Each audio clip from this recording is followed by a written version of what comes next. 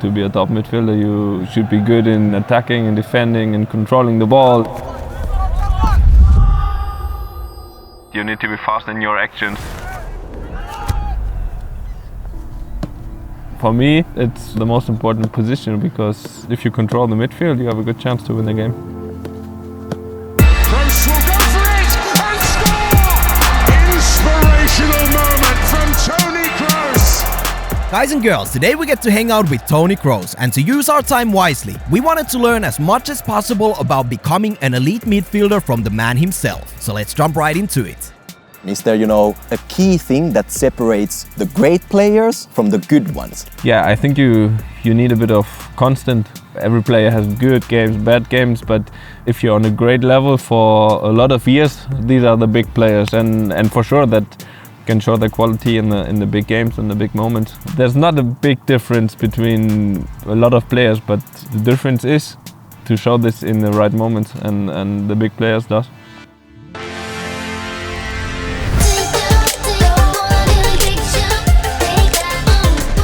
During your time in Real Madrid, you pinging balls to players like Isco and Bale all day, every day. Can you try and explain to me a little bit, the technique behind the long pass? Of course, I trained a lot these passes because it's my style of playing to give good passes to my teammates.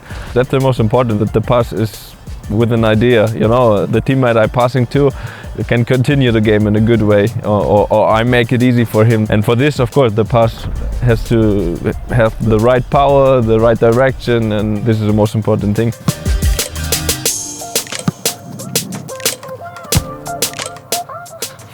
With the left also? Yes, please.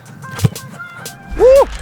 Are you specifically trying to get the backspin on the ball? On a long pass, maybe for 30-40 minutes, it's about the power, that it's not a ball like this, then it goes straight because it's more fast.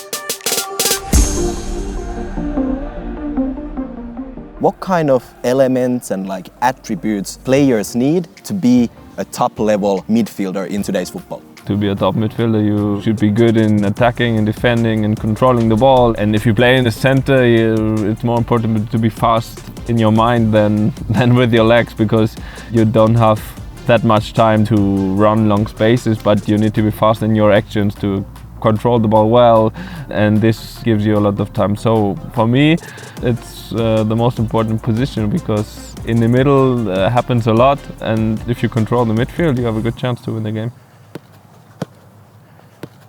Obviously, we're here to talk about the new Real Madrid shirts.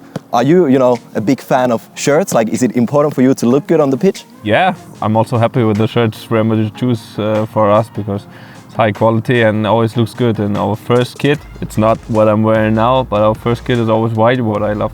Obviously, it's a big thing for players to swap shirts. Do you have a big collection at home? No, not really, to be honest. Of course, sometimes in the situation you change shirts, but I'm not a guy that does this after every game or like this. Well, obviously you've been in Madrid for quite some years already. What has been the most surprising thing about playing for Real Madrid? Of course, it surprised you how big this club is, but the good thing is I already came from a big club, so it was not that new as you maybe come from a small club to Real Madrid. It's a great atmosphere in a locker room, in all the club, and I really love this.